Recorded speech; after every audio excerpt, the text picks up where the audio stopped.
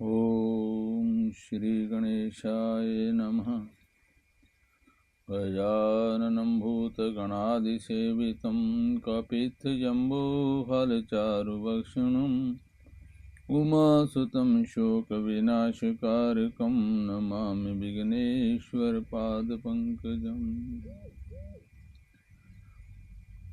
सर्वमङ्गलमाङ्गल्ये शिवे सर्वार्थसाधिके शरण्ये त्र्यंबके गौरी नारायणी नमस्तुते, नारायणी नमस्तुते।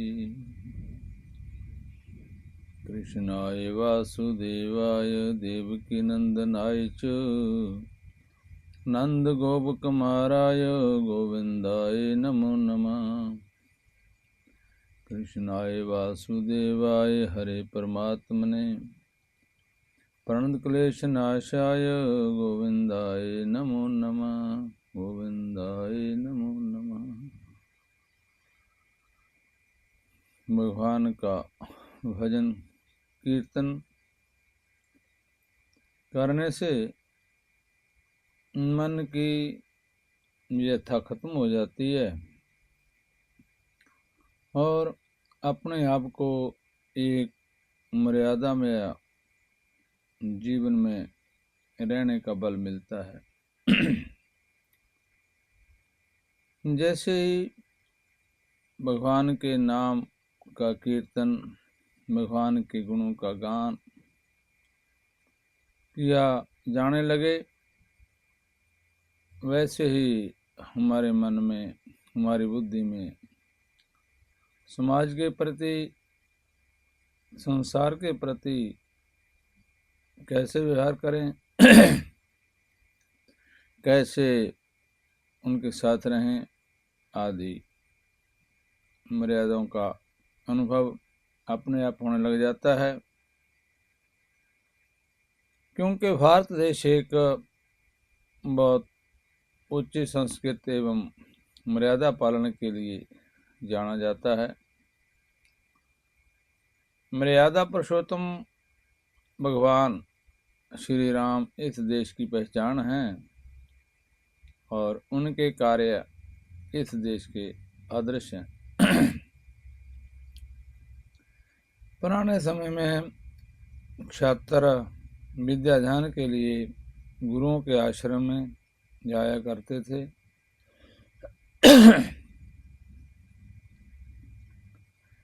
वहीं गुरु देखकर, वहीं गुरु की देख रेख में रहकर विद्या पढ़ना, विद्या ध्यान किया करते थे।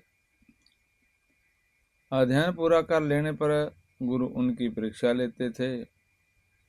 इस परीक्षा में छात्र को ज्ञान और आचार विचार सभी को कसौटी पर परखा जाता था।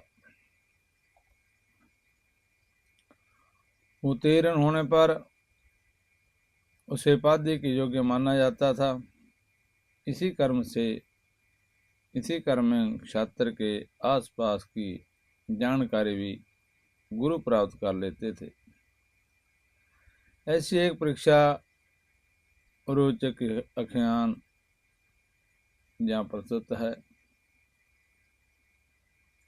पाटलिपुत्र से एक आचार्य ने अपने एक शिष्य को अन्य शिष्य के घर दूर पश्चिम में गंगा जमुना के क्षेत्र में भेजा।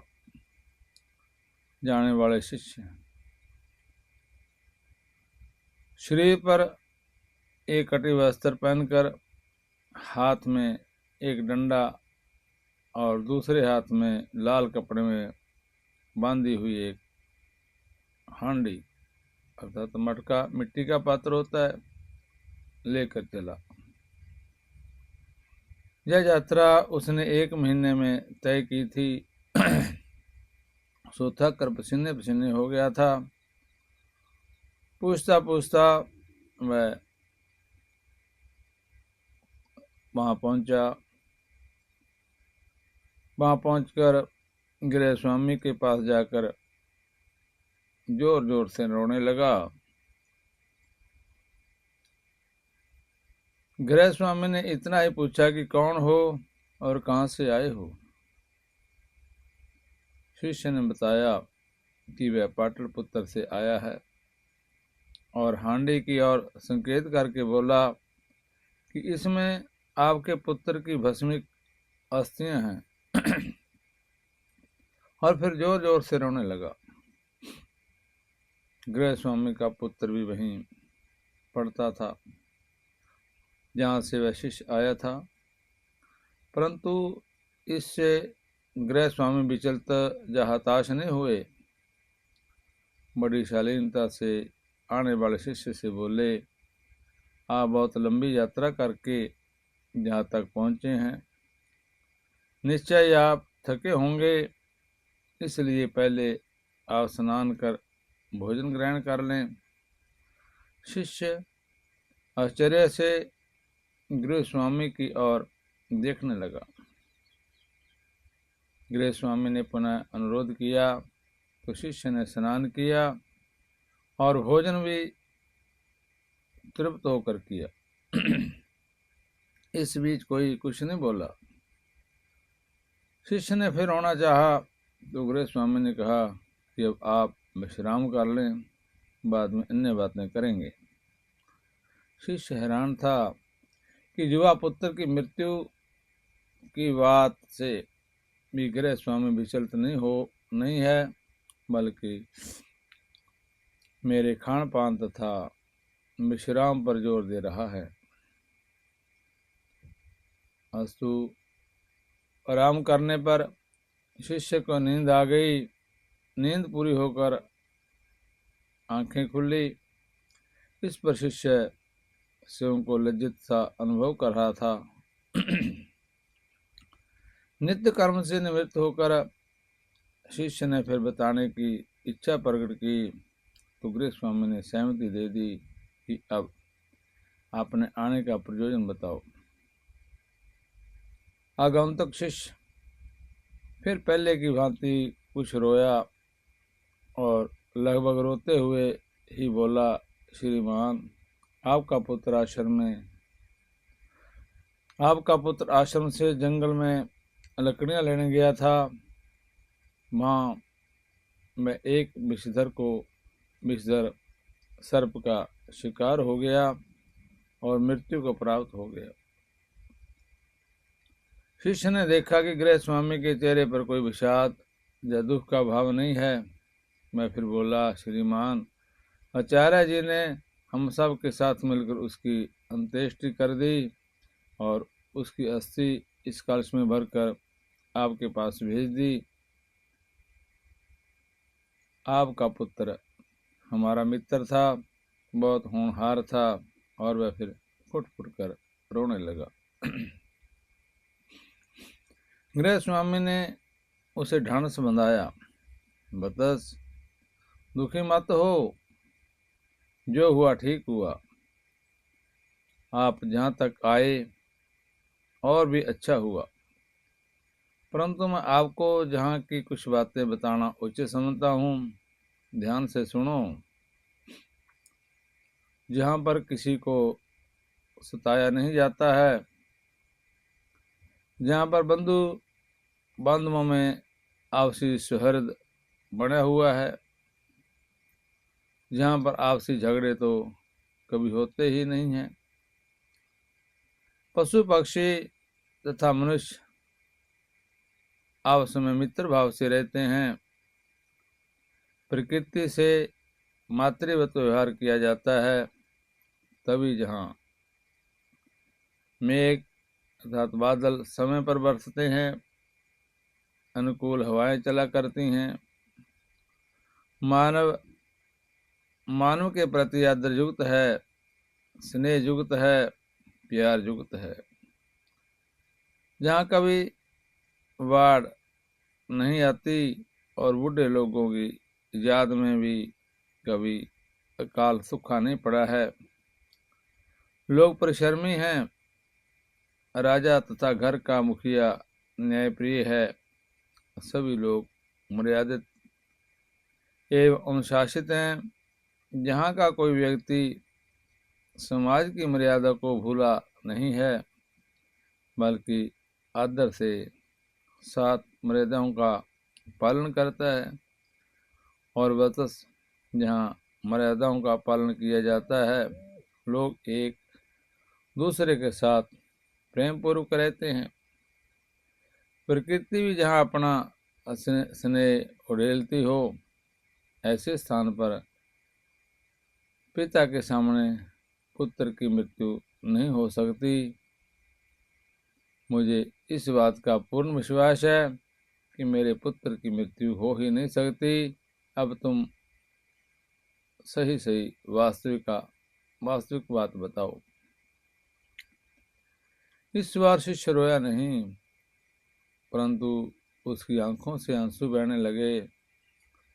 गृह स्वामी के निकट बैठकर उसने पांव छूकर बोला,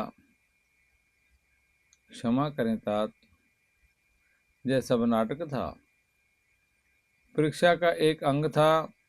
आपका पुत्र सुकुशल आचार्य जी के संरक्षण में पढ़ रहा है। मुझे आचार्य जी ने इसी उद्देश्य के लिए भेजा था। उस हांडी में कथा का प्रसाद है, जहाँ इस क्षेत्र में आकर मैं स्वयं को धन्य मानता हूँ, और मैं भी ये जान पाया कि जहाँ मर्यादाओं का पालन होता है, वहाँ अनिष्ट हो ही नहीं सकता।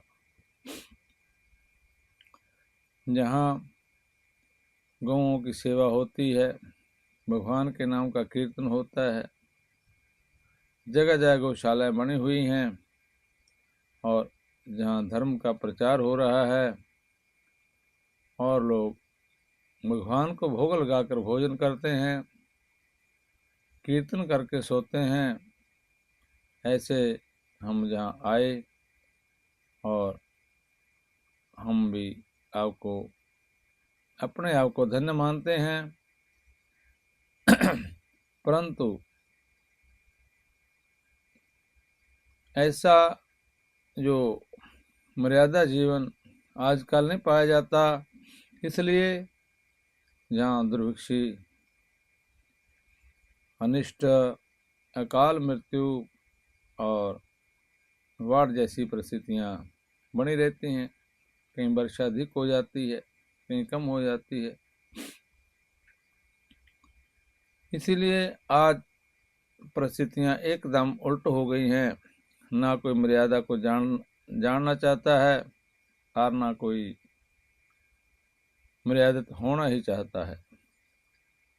ना जानते हुए भी भगवान राम के चरित्र, उनके मर्यादापूर्ण जीवन की झलक भारत के बालक को किसी न किसी सत्र पर अवश्य मिलती है। फलस्वरूप बालक उन्हें सीखने समझने की कोशिश भी करता है, परंतु जो कृत्य वह साक्षात देखता है। यथा इकल्ले परिवार में माता पिता का अमर्यादित व्यवहार, विद्यालय में आधुनिकता की आड़ में अमर्यादित कार्यकलाप, समाज का चरमराता नैतिक ढांचा तथा दूरदर्शन के कुत्सित कार्यक्रम बालकों की मर्यादा की चाह को मिटाकर रख देते हैं। उसे फिर मर्यादा जैसे शब्दों से सरोकार नहीं रहता। वह मर्यादा पालन को पाखंड समझने लगता है। अतः अधिकांश बालक सुसंध हो जाते हैं, किसी नियम उपनियम को नहीं मानते। फिर भी जो बालक या व्यक्ति मर्यादा में रहे हैं, संस्कृत रहे हैं, उन्होंने उन्नति की है, वह सफलता के शिखर पर आरूढ़ हुए हैं और भविष्य में भी होते रहेंगे। तो क्यों ना हम सब यह निश्चय करें कि हम स्वयं मर्यादित रहकर दूसरों के लिए उदाहरण बने। हम दूसरों की सेवा करें, दूसरों के परोपकार में लगें।